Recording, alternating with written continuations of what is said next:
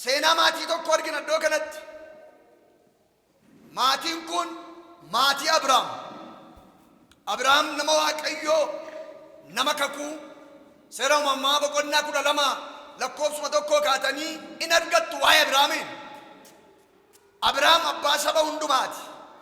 Abrahaam nama Waaqayyoo isaa kakatee, Abrahaam nama Waaqayyoo isaa waamee, Abrahaam nama Waaqayyoon dhaga'ee ba'ee, Abrahaam nama qajeelfama Waaqayyoo beekuudha. Abrahaam nama Waaqayyoo wajjin walitti maxxanee Waaqayyootti dhiyaatee jiraatu, yeroodhaa gara yerootti nama Waaqayyoo isatti dubbatuudha.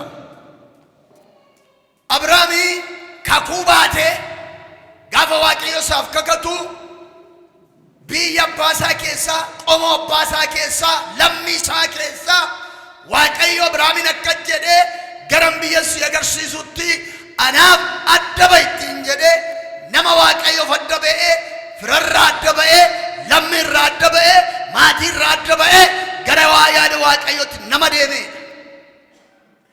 Gaafa akka jedhu immoo Waaqayyo sin eebbisa ittiin jedhee kakuu eebba isaaf kakatee Waaqayyo eebba gurguddaa 7 isaaf kakate. Yeroo uumamaa boqonnaa 12 lakkoofsa 1 kaaftanii argachuu dandeessu. Kan si eebbisan nan eebbisa, kan si abaaran nan abaara, kan si salphisan nan salphisa. Qomoon lafarraa sanyii keetiin eebbifama jedhee Waaqayyo isa eebbisee ala tokkoon qabu nama waggaa 75, jaarsa waggaa 75 sagalee Waaqayyoo dhaga'ee nama lafa Waaqayyo isa agarsiisetti adeemedha. Garuu haa ta'u malee Abrahaami alansii kenna sanyii keetu baay'atattiin jedhee Waaqayyootti dubbate. Inni Waaqayyo isatti dubbate kun waggoota hedduu fudhate tun ta'e. Harka kee ol kaasime arra waan sii jabeessa.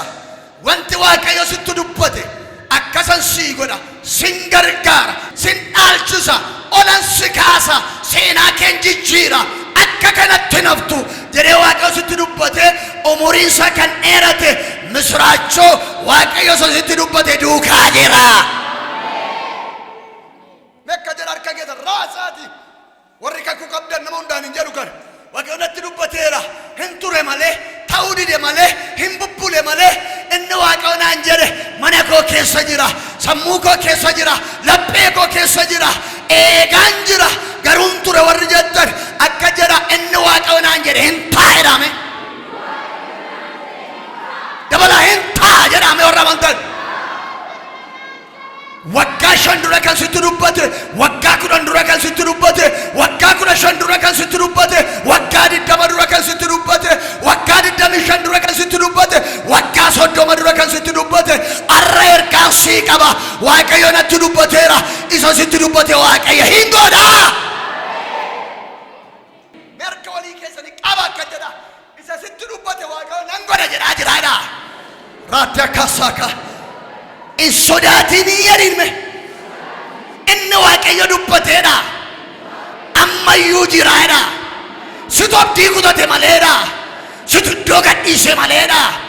Situ ofirra galtaa'e maleedha. Inni Waaqayyo jedhe jiraadhaani. Obboleetti inni Waaqayyo jedhe jira. Obboleesso inni Waaqayyo jedhe jira. Arra waan siin jedhe isa Waaqayyo jedhe taata. Sefirri kee jedhamiti, seriyaan kee jedhamiti, sanamni si jaallatu jedhamiti, warri si jibban jedhamiti, isa Waaqayyo jedhe garuu hin taata. Isa Waaqayyo jedhe, isa Waaqayyo jedhe, isa Waaqayyo siin jedhe hin taata maqaa Yesuusi. Isa Waaqayyo isaan jedhe Abrahaamin hin ture. Waan baay'ee keessa galee, abdii guddaa keessa galee. Hin sodaate, hin raafame, hin hafe, ofumaan Waaqayyoon dhagee duukaa bu'eeni. Ofumaan lammii gadhiise, ofumaan maatii gadhiise, ofumaan hiriyaa gadhiise, ofumaan biyya gadhiise jechuu jalqabe. Waaqayyoon dhaga'uuni akka nama godha jechuu jalqabe. Waaqayyoon dhaga'uuni nama salphisa. Waaqayyoon dhaga'uuni umurii ala nama deemsee karaa irratti nama hambisa jechuu jalqabe. Waan baay'ee keessa gale. Harka ol kaasime. Ati waan baay'ee keessa yoo galteeyyuu arra waan ergaa guddaatu mallattoon sii qaba. Waan baay'ee keessa yoo galtu iyyuu Waaqayyo dhimma kee hin dhiibne. Waan baay'ee keessa gale. Seera uumamaa boqonnaa 15 irratti ilaaltanii sodaatiin ittiin jedheera. Sodaateeras, raafameeras, Waaqayyo jedhee afeeras jedhee hin jiru jedhe. Booddee Waaqayyo ansiif gaachana ittiin jedhe. Abrahaam sodaatiin ansiif gaachana. Gatiin keenya irratti guddaadha. Maal gaachana naan jettati.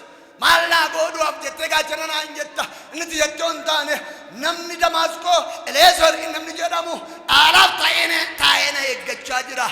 Ammayyoon dhala tokko hin qabu jechuu jalqabe. Dhala tokko hin qabu, waa tokko hin argine. Maal hin sodaatin naan jettati. Maal naa goote isa jedhamuudha. Na sossobde isa jedhamuudha. Na sossobde maaltu ta'e? Sagaleen na sossobde, ergaan na sossobde. Akka jennamni yeroo baay'ee Waaqayyo erguma ergaamaan na sossobeem jenna. Na sossobeem. Kakumaan na sossobeem. Kakumaan na sossobee bara koo fixaa jira jennaam. Kakumaan na sossobeem. Naa kakataan garuu na sossobe ija isaa nagarre qaamaan hin dhumneen sagalee duwwaadha malee ani ijaan hin agarreem jenna. Na sossobe. Waaqayyo naman sossobu. Mereka jira Waaqni koodha. Naman sossobodha. Yeroo isaa eegamaneedha. Maal naa kennita? Amma waan agarre. Amma wanti tokko jiru mana koo. Mana koo jiruutu na dhaala. Muriin sokkiteetti anoo duwwatta deemaan jira. Waa tokko iyyuu na agarre. Ofumaa sanyiin kee akka urjii Waaqaa baay'ata. Akka cirracha galaanaa baay'ata naan jette. Tokkoyyuu hin jiru meerri. Jiraachuun isaa dirqama. Ameen. Jiraachuun isaa dirqama.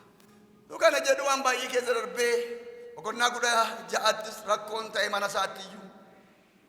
Duka kuu eeggatanii rakkoon ta'e. Masmara haala deemutti ta'e mana isaatti. Dogoggoruutti ta'e mana isaatti. Tuba kakuu eeganii rakkootti ta'e mana isaatti. Boqonnaa 16 gaafa dubbifattan. Maaltu ta'e beektu? Dogoggoruu dhufe. Kakuurraa jallachuun dhufe.